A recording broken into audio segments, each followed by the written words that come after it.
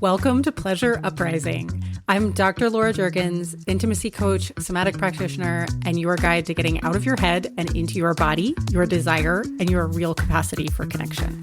This show is for people who are done performing and ready to actually feel it. Let's go.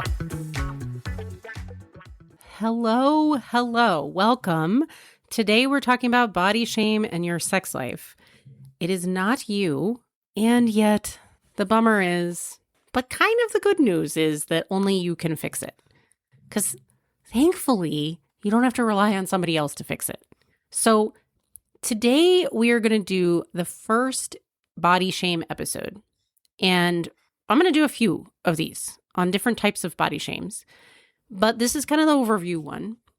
And I just want to say, look, body shame, it's pervasive. It is heavily gendered. But people across the gender spectrum have it, and it gets in the way of our lives, and it gets in the way of our sex lives, and it drains our energy. It just gets in the way of our lives in general. Body shame can affect how present you can be, how much you're up in your head, monitoring how you look, both in sex and all the time, whether you can even imagine someone finding you attractive, whether you're monitoring what your face might look like so much that you're so worried that you don't orgasm. And side note, I've had a client that was one of her challenges, and she actually overcame it really quickly, and I was so proud of her. So yay. That is not something that has to hold you back from orgasming, but it really can if you don't address it. And on top of all this, underconfidence isn't sexy. It doesn't feel good. It doesn't make you feel sexy in yourself, but it also doesn't tend to be that sexy or attractive to other people. And it's not that your body, there's anything wrong with your body or your looks. It's actually just the underconfidence about them that itself that is not attractive. Insecurity tends to erode both attractiveness, desire, and presence.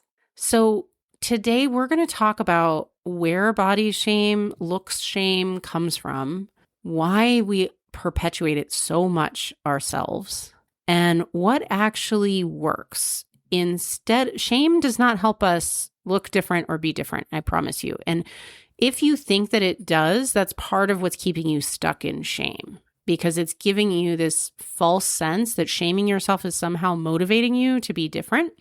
And I promise you it's not.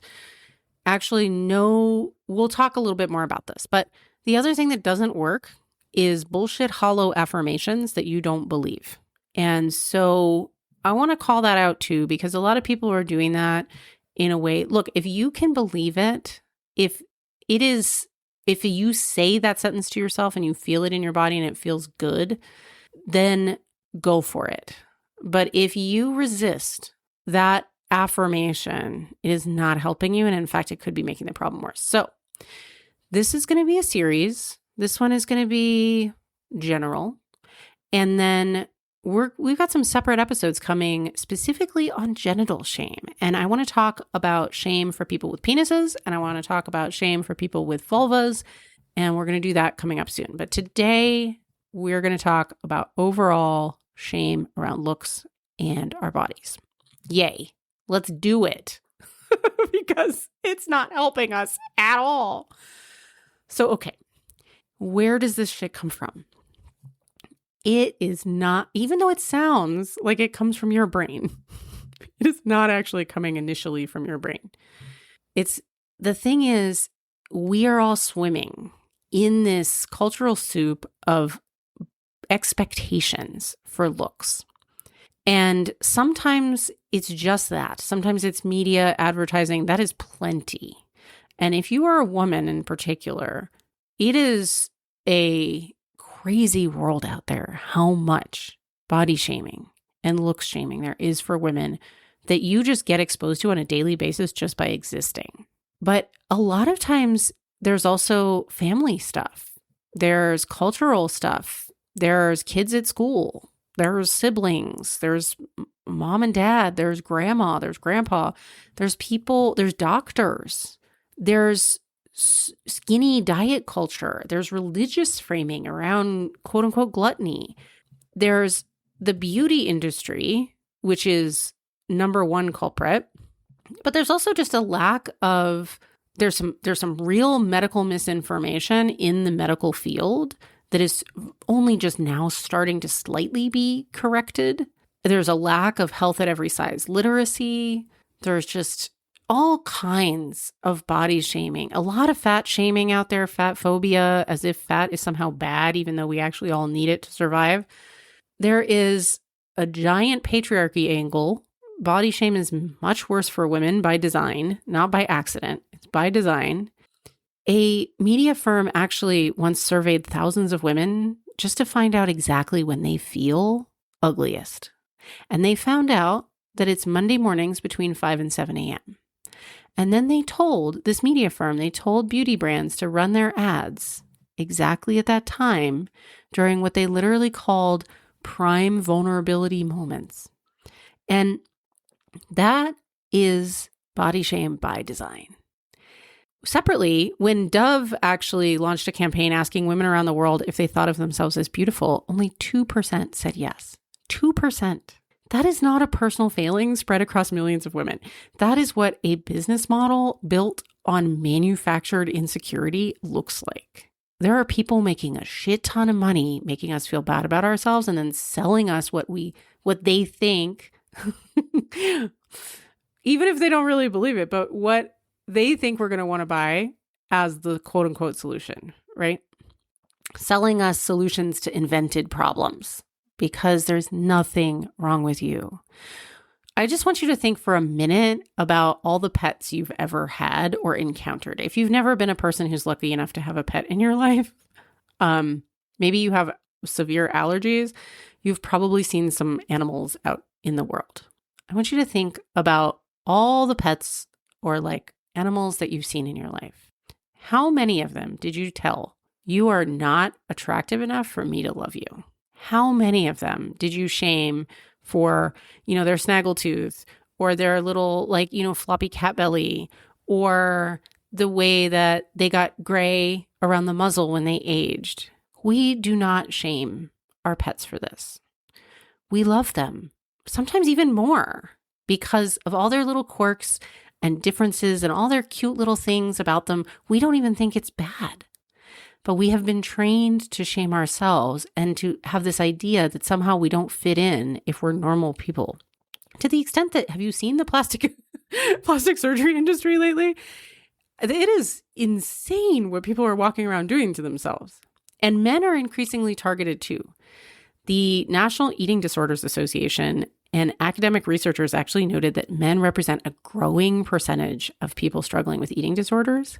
And there's an increased focus on these impossible male beauty standards as advertisers and social media algorithms start targeting them more and more for dollars because the beauty industry for women is maxed out, right?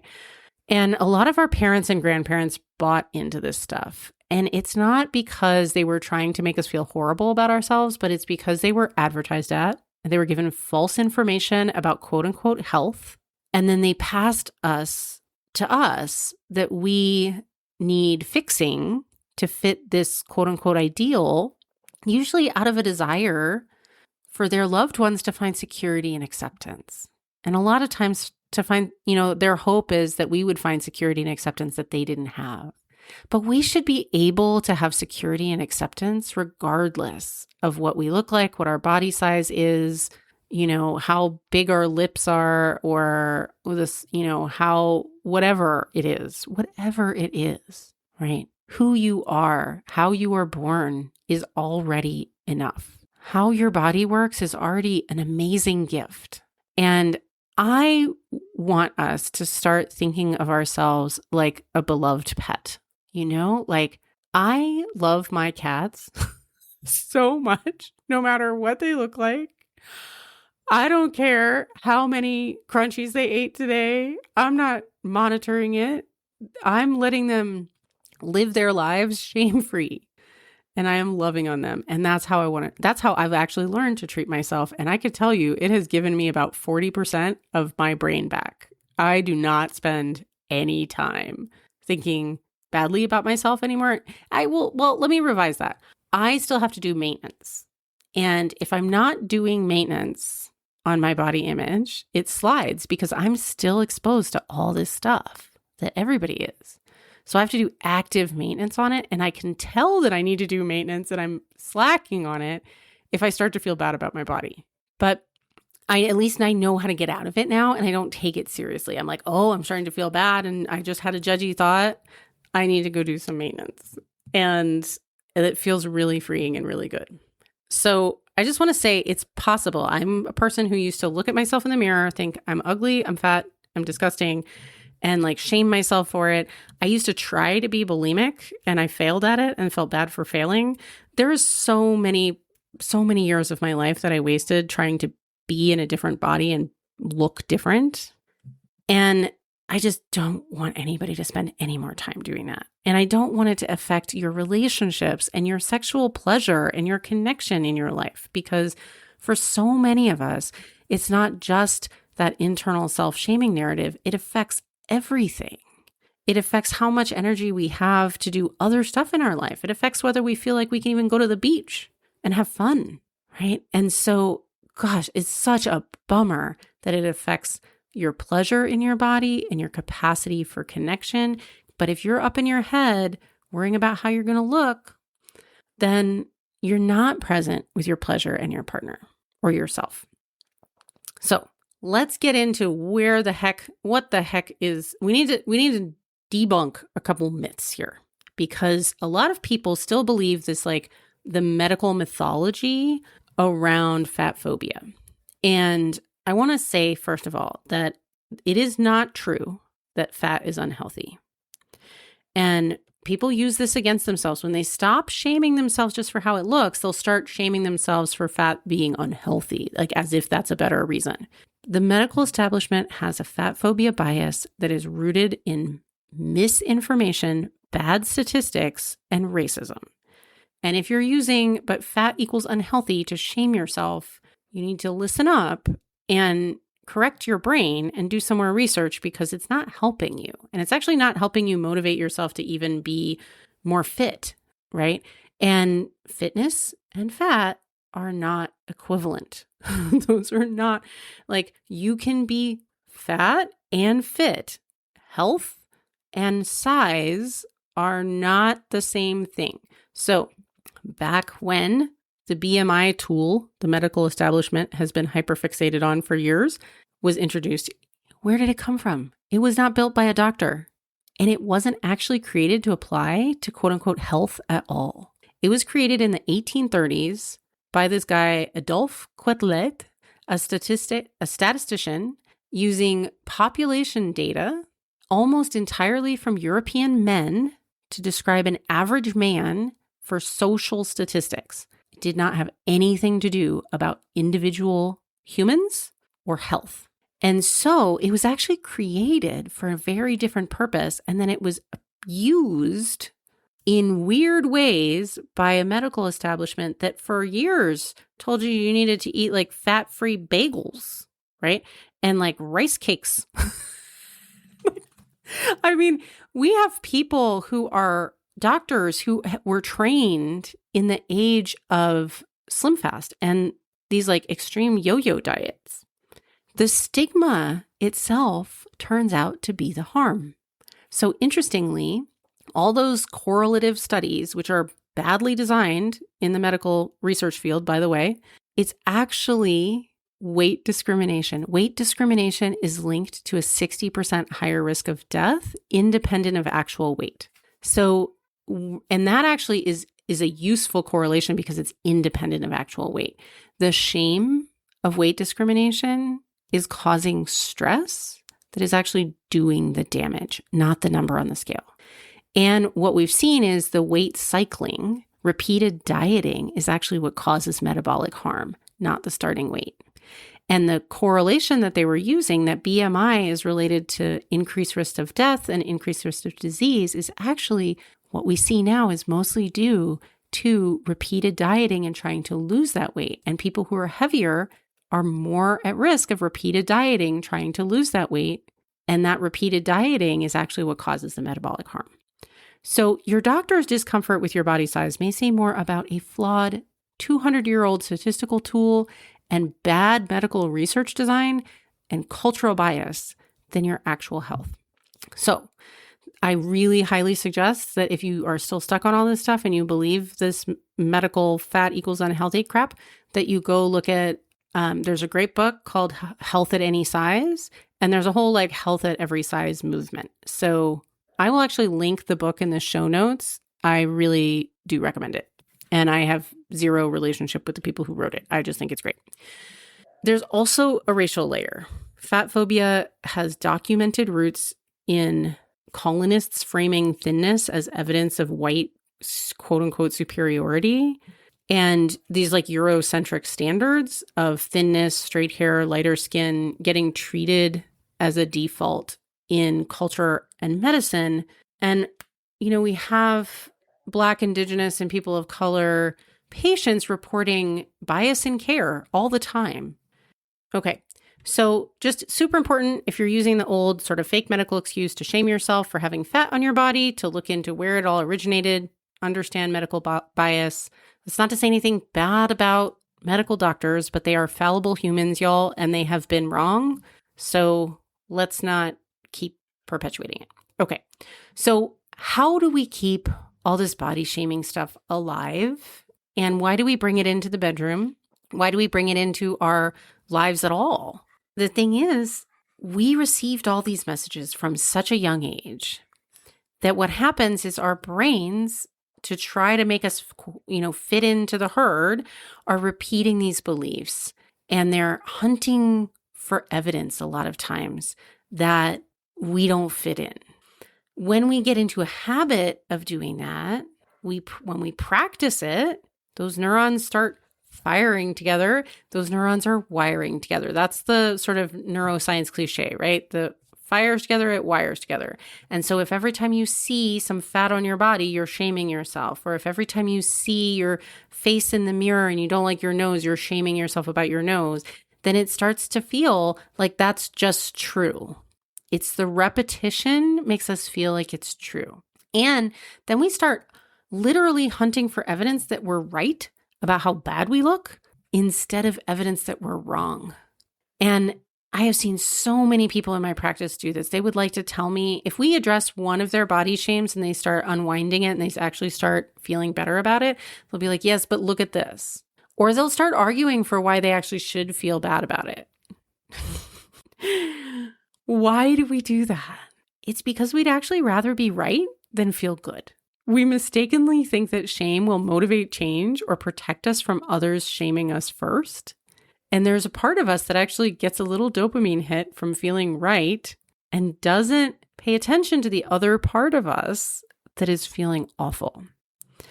But shame doesn't protect us and it doesn't motivate us. So for example, let's say you see your belly in the mirror and you say, oh my God, I'm hideous. I can't have any ice cream tonight. Well, what happens? You feel ashamed. And when you feel ashamed, what do?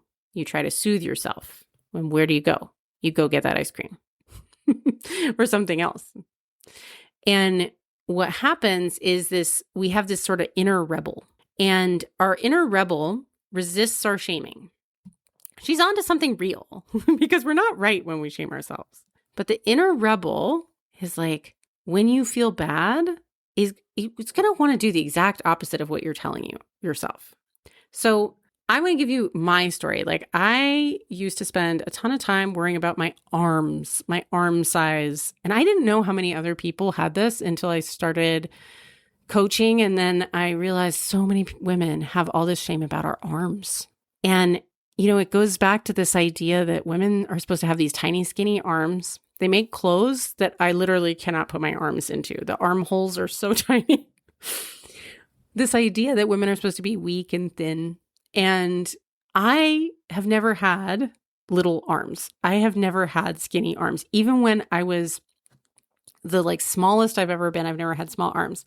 And I used to hide them all the time. I would never wear a tank top, ever. I only started wearing tank tops 10 years ago, y'all.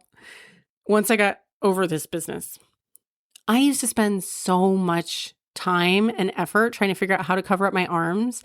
how to try to find like a dress, but not a sleeveless dress. And then if I did find only a sleeveless dress, then, if I had to go to an event or something, then I have to find a jacket to go over it or like a shawl or something to go over it.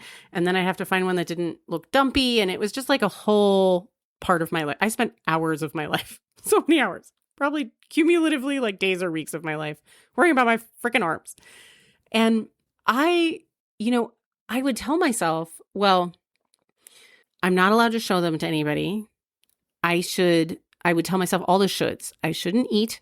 I should work out. And it would not help me. Shaming myself did not help me do those things. Shaming myself never helped me work out or not eat. Shaming myself made me want to eat more to soothe myself and made me want to give up on working out because I thought, well, fuck it. Who cares? I'm never going to look good anyway. I'm going to have these giant arms. So what I needed to do, what actually worked, I'm going to tell you what actually worked and how it works in a minute. But when I actually fixed this, I got to tell you, I love wearing tank tops now and not caring. It's so much fun.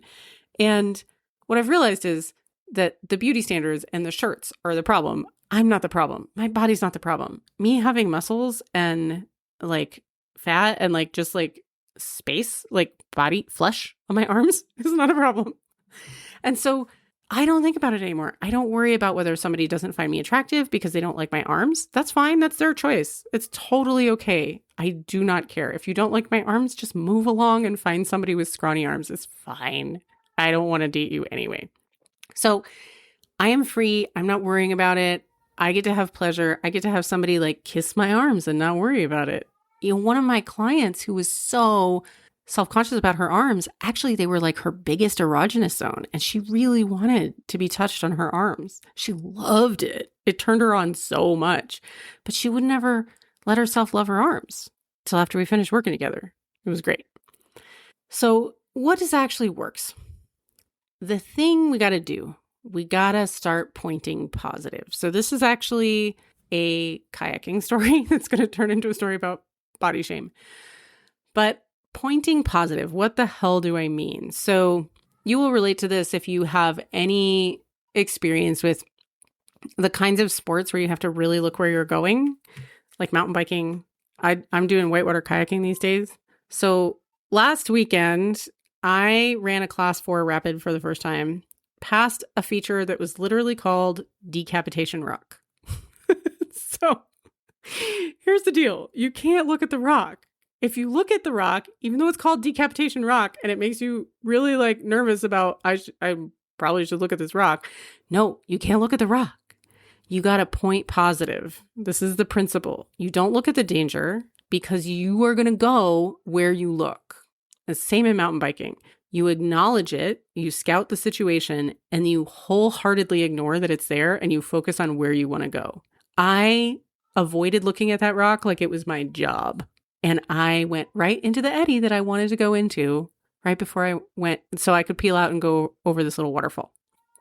And it was super fun, but you can't look at where you're going to crash or you'll crash there. You got to look where you want to go and you go there. That's the idea of pointing positive. You point the pointy end of your boat at the place you want to go.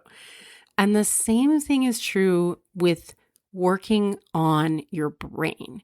And I am not always a mindset work person because some things actually need to be done with the body, but mindset work is magic for body shame because body shame actually is perpetuated by our brains. So you got to work on your brain and you got to get it on your side, work on your mindset, get that mind on your side in order to unwind the shaming pattern, right?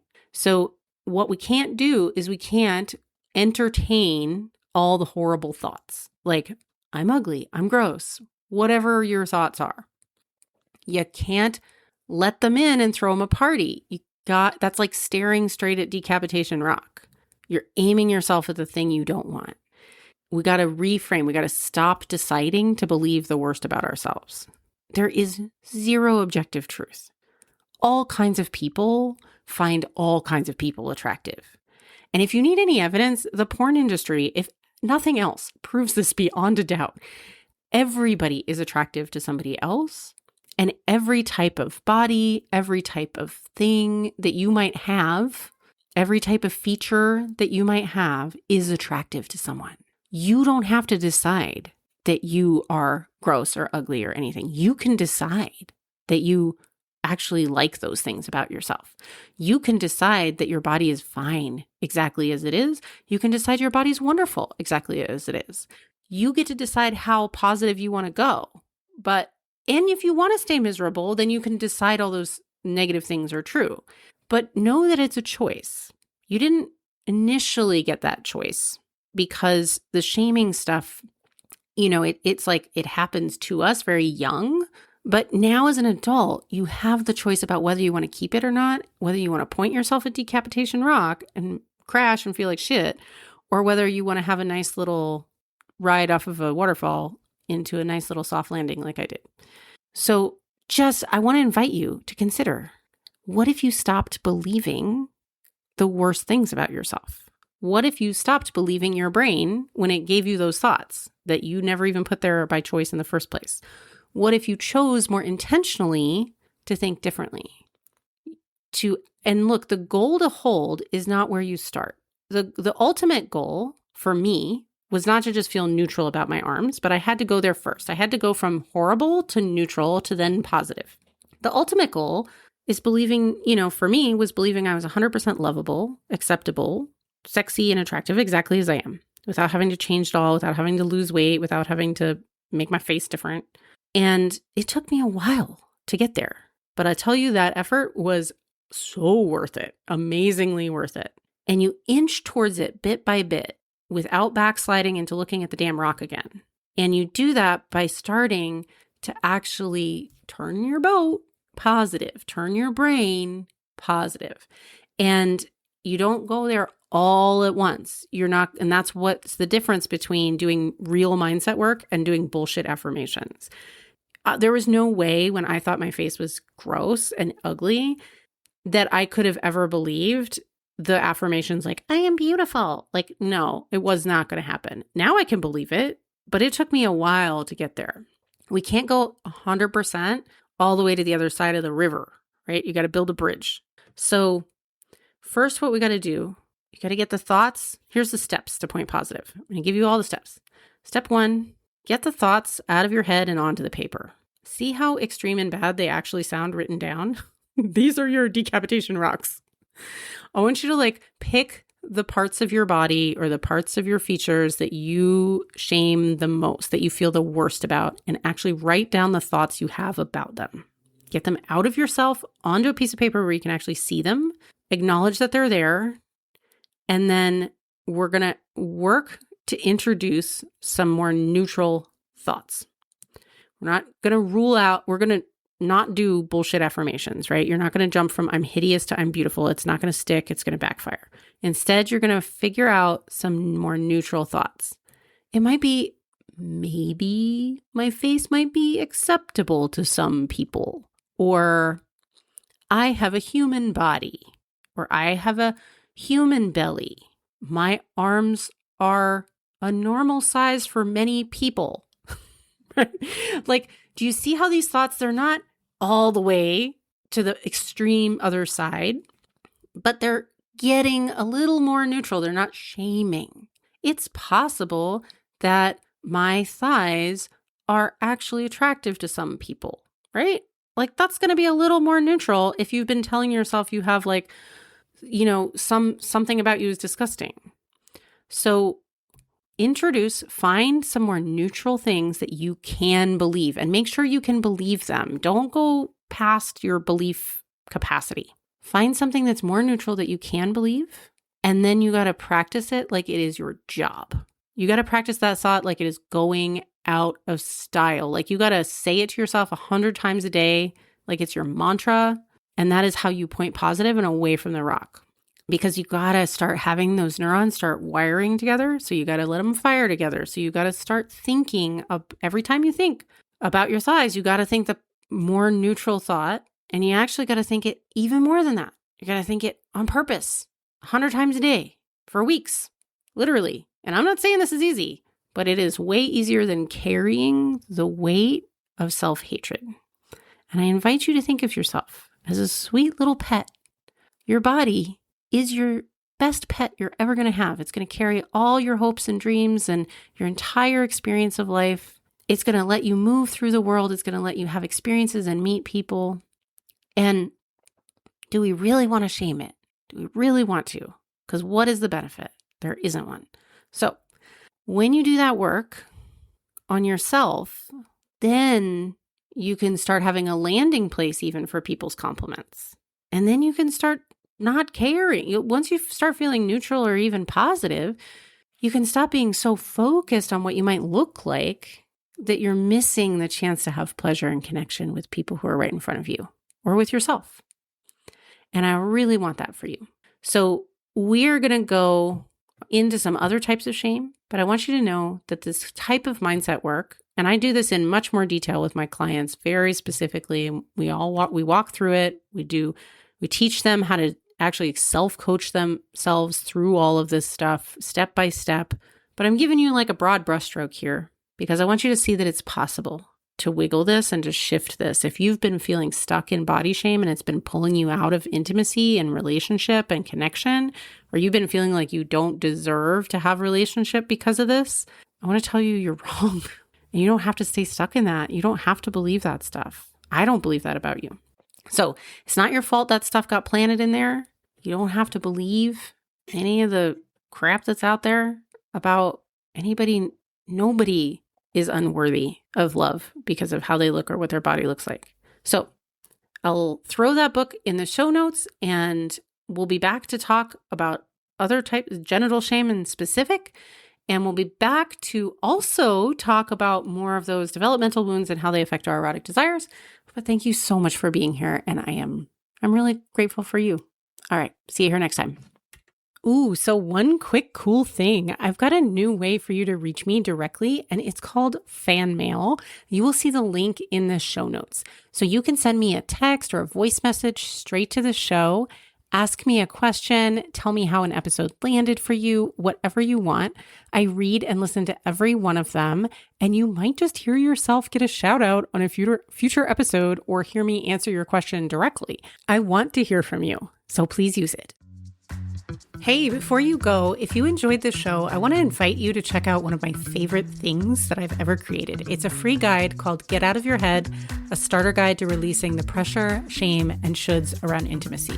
It has 4 reflection exercises that go deeper than anything you'll find in a typical freebie, and most people feel a shift just after part 1. So go grab it at laurajurgens.com/guide. The link is in the show notes. And if you're ready to find out what your specific path looks like, I'd love to talk to you. Booking info is also in the show notes, and I will see you here next week.